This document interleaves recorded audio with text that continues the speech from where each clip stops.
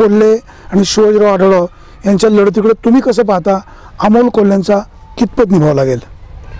निभाव तर लागायचा नाही, कारण विषय असा का राज ठाकरे बी एक कलाकार आहे.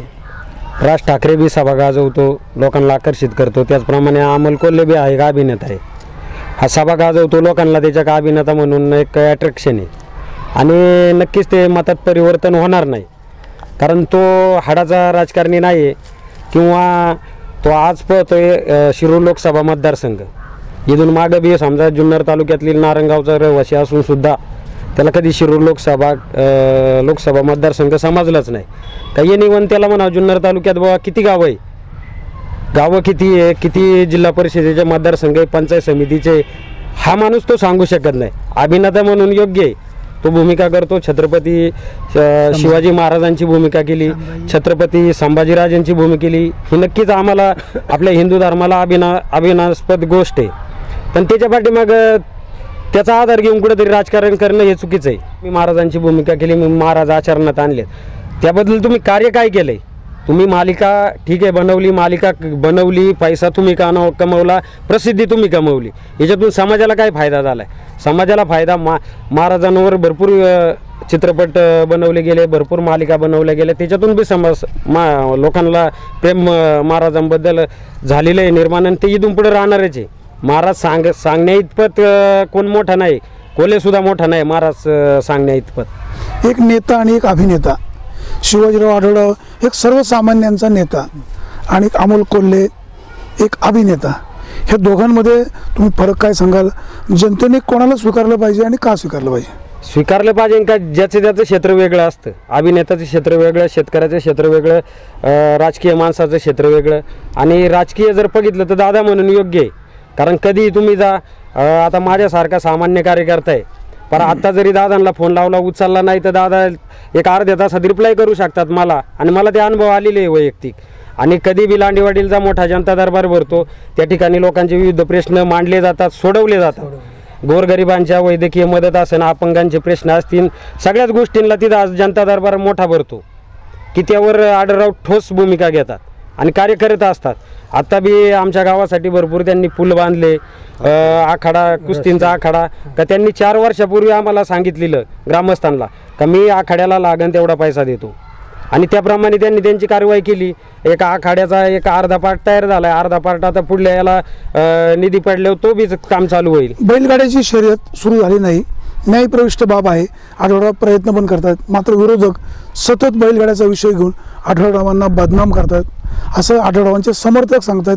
तुम्हाला काय वाटतं? आता एक प्रसंग असा होता का मी बी त्याचा साक्षीदार आहे. काही एक वेळेस वळसे पाटील साहेब यांच्या पूजन ऑफिस आहे, त्या ठिकाणी मीटिंग होती. त्यावेळेस बैलगाडा मालक काहीतरी प्रश्न घेऊन आले होते बैलगाड्याचे, आणि त्या ठिकाणी थोडं काय व्हायचं का घाट बैलगाडा आणि बैलगाडा मालक कमी, यात्रेकरू जास्त, त्याच्यावर पोटपाणी भरणारे जास्त, तर दादा त्यांच्या निधीतून घाट बांधत सुटलेले, आणि ते कुठेतरी त्या पुढल्या पार्टीला राष्ट्रवादी काँग्रेस पक्षाला कुठेतरी ते डॅमेज होत होतं. तर त्यांनी सांगितलं अरे काय हा धंदा आहे तुमच्या पोरांना, जर काही कामधंदा नाही काय नाही, त्या काय गाड्यांच्या पाठीमागं पाडतात, काय गाड्यांपासून फायदा आहे. म्हणजे त्यावेळेची त्यांची भूमिका आणि आत्ताची भूमिका, इलेक्शन आलं का गाडा करायचं. दादा गाडा चालू आहे त्यांची, न्याय प्रविष्ट वकील स्वतः लावलाय, वकील स्वतः लावून 2-3 वेळा भाजप सरकारने मध्ये चालू केलं होतं. आता जो कोण तो पेटा संस्था आहे त्याचे जे कोण मान्यवर आहे ती सगळी यांचीच माणसं आहे. यांनीच आहे ना म्हणजे राष्ट्रवादीची, हा काँग्रेस राष्ट्रवादीचीच ती माणसं आहे का. कदम त्यांनी काय करायचं, कारण सर्वसामान्य माणूस हा कदम शिवसेनेच्या पाठीमागा असतो. बैलगाडा म्हटला का सर्वसामान्य असतो, गोरगरीब असतो, धंद्यावाला असतो, सगळे असतात. आणि आम्ही पाहत असतो, आम्ही लहानपणापासून पाहतोय घाटात आढळराव आले काय आलं तर लोकांचा जल्लोष वगैरे पाहत असतो. हे कुठेतरी यांना डॅमेज होतं, आणि त्याच्यामुळे मग कुठेतरी घाट बंद करायचे, यात्रा बंद करायच्या का, जेणेकरून आहे ना त्या पब्लिक डिवायडेशन झालं पाहिजे. आणि नंतर घाटाला ते नावं बी ठेवायची का ही बैला पाठीमागं पोरं आहे ना, ही नालायक पोरं फिरतात, ही टुकार पोरं आहे. आणि आता इलेक्शन आली का बैलगाड्याचा मुद्दा लावून धरायचा यांनी. अतिशय चुणचुणीतपणे बोलताय की सरकारला शेतकऱ्यांचे प्रश्न सोडवायला अपयश आलं, शेतकरी या सरकारवर नाराज आहे, काय व्हायला हवं आणि ही नाराजी योग्य आहे का? आता पहिली गोष्ट, हे ज्यावेळेस सरकार आलं यांनी एक चांगला योग्य निर्णय घेतला पहिल्याच वर्षी का कृषी उत्पन्न बाजार समिती नवी मुंबई, का ज्या ठिकाणी महाराष्ट्रातील सर्व माल जातो, आपल्या बी शेतकऱ्यांचा जातो, तर त्या ठिकाणी प्रशासक नेमला, संचालक बॉडी सगळी बरखास्त केली. प्रशासक नेमल्यावर असं झालं का सगळं गव्हर्नमेंटच्या अंडर खाली आलं होतं. पण काय होतं का बाजार समिती यांची, सभापती यांचा, उपसभापती यांचा, संचालक यांचे आणि व्यापारी बी यांच्या हाताशी. त्याच्यामुळं नक्कीच व्यापाऱ्यांचं संगनमत असतं का उद्या कोणत्या मालाला भाव पाडायचा आणि कोणत्या मालाला भाव किती फोडायचा हे व्यापाऱ्यांच्या हातात असतं. संचालकांच्या साखळी पद्धत असते. शेतकऱ्याचा याच्यात काही दोष नाही, सरकारचा काही दोष नाही. यांचे जर सभापती, संचालक यांचे सगळे, हे व्यापारी यांचे सगळे, तर हे का नाही भाव देऊ शकत. ग्राहक खरेदी करायला तयार असतो. आता ज्यावेळेस भाव वाढती, समजा इथं बी काही सगळे शेतकरी असा काही प्रकार नाही, इथं बाजार भरतो, इथं लोकांना 10ची वस्तू 20ला घ्यायला लागते, पण माणूस तो विचार करीत नाही. तर कारखानदार आज त्यांच्या ताब्यात आहे. कारखानदारी सर्व चेअरमन, संचालक, कारखाने त्यांचे, ऊसाचे भाव त्यांच्या हातात आहे सगळे. तरी सरकारच्या नावाने वड, अरे सरकारने असं केलं आहे काय? कारण यांच्याच हातात आहे सगळं. उद्या यांनी द्यावं ना, समजा साखरेला आहे ना 3600 भाव द्यावा. ज्यावेळेस कोल्हापूर जिल्ह्यात साखरेला एवढा भाव भेटू शकतो, बाहेरच्या देशात गुजरातमध्ये पाहिलं तर तरकारीला भाव भेटू शकतो, दुधाला भाव गुजरातमध्ये भेटू शकतो, महाराष्ट्रात का नाही? आज आपण या ठिकाणी बघतोय सगळ्या दूध संस्था यांच्याची. पराग आज देवेंद्र शेठ म्हणजे वळसे पाटलांच्या अर्ध्या मालकीची संस्था आहे. आज त्या ठिकाणी दूध कोणत्या रेटने घेतलं जातं, आज त्याच्यापासून चीज, बटर, अमुक तमुक हे करून एक्सपोर्ट केलं जातं. आज तुम्ही पैसा कमावताय. आज देवेंद्र शेठ शाह झालेत गब्बर, शेतकरी झालाय दूध घालू घालू मरायला लागलाय फार. याच्यात भूमिका कोणची? आता मला एक सांगा, पुणे जिल्हा हा पवार साहेबांचा बालेकिल्ला. पवार साहेबांची ताकद या जिल्ह्यामध्ये पूर्वी खूप होती. आढळरावांनी गेले 15 वर्ष पवार साहेबांची डाळ शिजू दिली नाही. यावेळेला मात्र अमोल कोल्हे यांना उमेदवारी दिलेली आहे. पवार साहेब एक चांगला माणूस असतानाही त्यांना या मतदारसंघामध्ये यश येत नाही. काय कारण असेल? कारण असं का त्यांचे जे कार्यकर्ते काय, हो ठीक आहे, व्यक्तिगत पवार साहेब म्हणून आपण चांगलं मानतो पवार साहेबांना बी, कारण त्यांना बी थोडी शेतकऱ्यांची जाण आहे. पण पाहायला गेलं त्यांचे खालचे आमदार असतील, खालचे पुढारी असतील, गाव लेवलला त्यांचे कार्यकर्ते असतील, हे चांगले नाही पहिली गोष्ट. आणि हे चांगले नसल्यामुळं लोक त्यांना स्वीकारती नाही राष्ट्रवादी काँग्रेस पक्षाला. कारण कदम प्रत्येक गावात बघितलं तर गावागावात तंटे लावून द्यायचे काम हेच करतात, गावात कुरघुड्या करण्याचं काम हेच करतात. एखादं विकास काम आलं तरी ह्या विकास कामाला खो घालण्याचं काम हेच करतात. म्हणजे थोडक्यात एक गाव भागाला म्हणे का इचूम यायला पाहिजे, पण ही अशी एक राष्ट्रवादीची पद्धत आहे. आता आम्ही त्या आखाड्याच्या बाबतीत बघितलं, आढळरावांनी ज्यावेळेस 4 वर्षापूर्वी घोषणा केली का बुवा आखाड्यासाठी आमची ग्रामपंचायत विरोधी पार्टीची आज, पण ज्यावेळेस आढळरावांनी सांगितलं का मला पेपर पूर्ण करून द्या माझे, मी तुम्हाला आखाडा पुढल्या वर्षी इथं ज्यावेळेस कुस्त्या असतील त्यावेळेस आखाडा योग्य प्रकारे, आम्हाला 3 वर्ष ग्रामपंचायतीने पेपरच दिले नाही.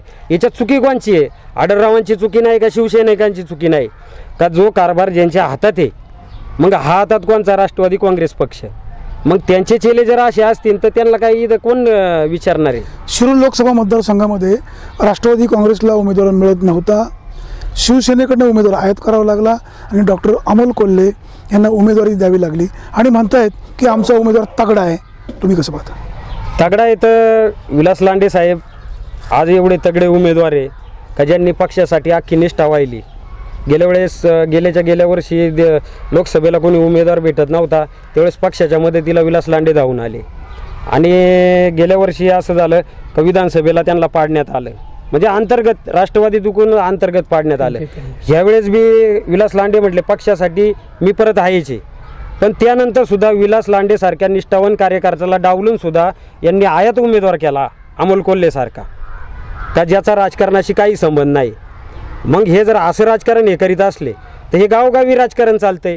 यांना बाकी काही लागत नाही. यांना निष्ठावान कार्यकर्ते अजिबात चालती नाही का? ज्याच्याकडं फोकस आहे, ज्याच्याकडे हे कोणाला तरी बळीचा बकरा बनवायचा, त्या प्रकारे कोल्हेंना बळीचा बकरा बनवला. खासदार शिवाजीराव आढळराव चौथ्यांदा चौकार मारणार असं तुम्ही म्हणतायत, कार्यकर्ते म्हणतायत, स्वतः आढळराव पण म्हणतात.